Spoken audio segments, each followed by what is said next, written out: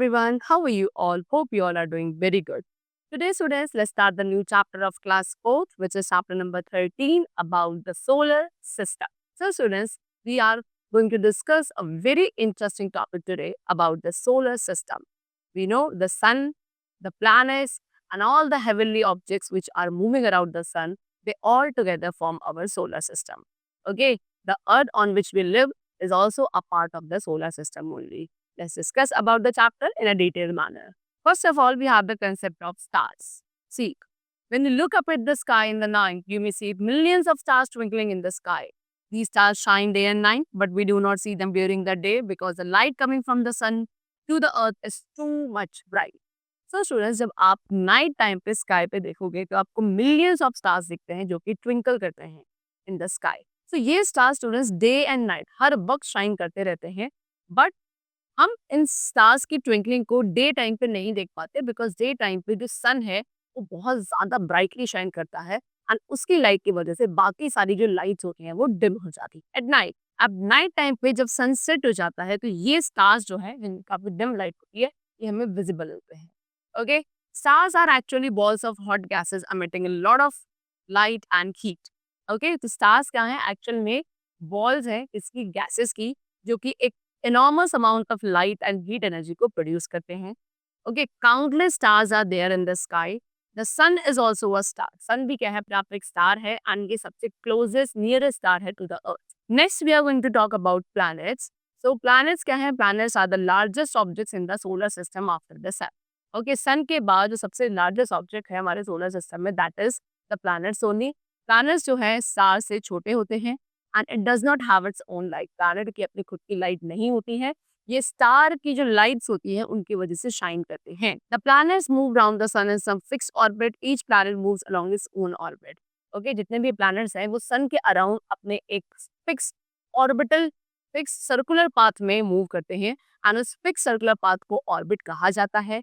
हर एक प्लैनेट का अपना ही एक फिक्स ऑर्बिट होता है जिसके अलाउंग सभी planets move करते हैं around the sun. The sun, a source, radiates its energy as light. And as we all know, sun क्या है? एक source of light है जो कि अपनी energy को light and heat form में radiate करता है. And the radiations coming from the sun includes ultraviolet radiations and X-rays which are very harmful to living beings. अभी जितनी भी रेडिएशन सन के थ्रू प्रोड्यूस होती है उनमें से कुछ रेडिएशंस आपकी अल्ट्रावायलेट रेडिएशंस एंड एक्सरेज होती हैं जो कि सभी लिविंग ऑर्गेनिजम्स के लिए काफी हार्मफुल है. Next we have the sun and its planet. So the sun has 8 planets moving around it in their own orbits. As I told you, sun के around सभी planets revolve करते हैं and sun के around total 8 planets हैं जो कि अपने fixed orbit में रह के revolve करते हैं and ये सभी planets कैसे हैं? They are of different sizes. Sun and its family of 8 planets together is known as the solar system. Okay, sun and उसकी जो 8 planets की family है along with all the other bodies which revolve around the sun, they all together is known as solar system. Now the 8 planets according to the distance from the sun. अब sun से distance के according पे जो 8 planets हैं they are Mercury, Venus, Earth, Mars, Jupiter, Saturn, Uranus and Neptune. These are the 8 planets which revolve around the sun. You can see in this picture also this is sun. Okay, then this is Mercury, Venus, Earth, Mars, Jupiter, Saturn, Uranus. Sorry, Mercury, Venus, Earth, Mars, Jupiter, Saturn, Uranus and Neptune. Yes, this is the Pluto, the dwarf planet. Now let's discuss about all these 8 planets one by one. First of all, we have Mercury. Mercury is the closest planet to the sun.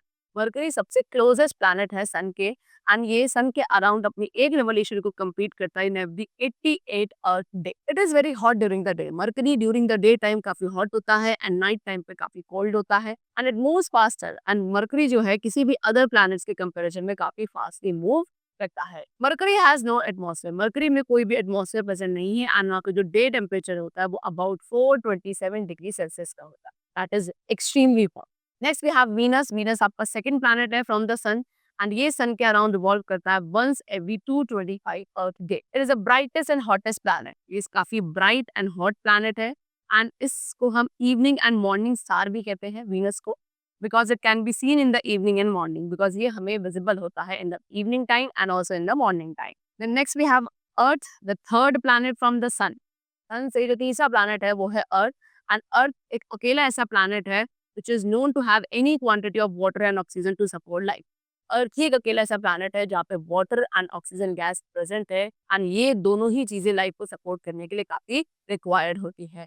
It is neither too hot not too cold. Earth पे ना तो बहुत ज्यादा hotness है and ना ही बहुत ज्यादा ठंड है। Next we have Mars. Mars आपका फोर्थ प्लैनेट है from the sun and it orbits around the sun once every 687 Earth day. Okay, around 687 Earth day में एक ऑर्बिट रिवॉल्यूशन कंप्लीट होता है मार्स का अराउंड द सन। मार्स जो है students वो रेडिश सैंड एंड रॉक से कवर्ड है एंड इसकी रेडिश अपीयरेंस की वजह से ही it is also called the red planet. The next we have Jupiter. Jupiter is the largest and fifth planet from the sun. ठीक है, सन से जो फिफ्थ प्लैनेट है डिस्टेंस पे that is Jupiter and it is the largest planet in the solar system. It revolves around the sun. अब ये sun के around revolve करता है वंस एवरी 12 अर्थ ईयर्स में and it has 79 known satellite. Jupiter की अपनी 79 satellites हैं according to 2018। Jupiter is the fastest spinning planet in our solar system. सबसे ज्यादा फास्टेस्ट स्पिन करने वाला जो प्लैनेट हमारे सोलर सिस्टम में that is Jupiter. Next we have Saturn. Saturn आपका सेकंड लार्जेस्ट प्लैनेट है सोलर सिस्टम का आफ्टर जुपिटर। जुपिटर के पास सेकंड लार्जेस्ट है सैटर्न ओनली। ओके, एंड ये काफी ब्यूटीफुल प्लैनेट है because of its spectacular ring system around it. Okay, you can see in the picture also Saturn के around ही क्या है, कुछ स्पेक्टेकुलर रिंग्स हैं जो कि इसके सराउंडिंग में क्या करती हैं, इस तरीके से रिवॉल्व करती हैं एंड इन्हीं रिंग्स की वजह से काफी ब्यूटीफुल अपीयर होता है। It has a dense ring. Saturn के अराउंड एक डेंस रिंग है एंड ये अपनी एक रिवॉल्यूशन को अराउंड द सन कंप्लीट करता है in once every 29.5 earth year and total 62 satellites are there of what Saturn planet. Next we will talk about Uranus. Uranus आपका थर्ड लार्जेस्ट प्लैनेट है and it is the only planet that rotates on its axis from east to west. अकेला एक ऐसा planet है जो कि east to west direction में rotate करता है अपने एक्सिस पे।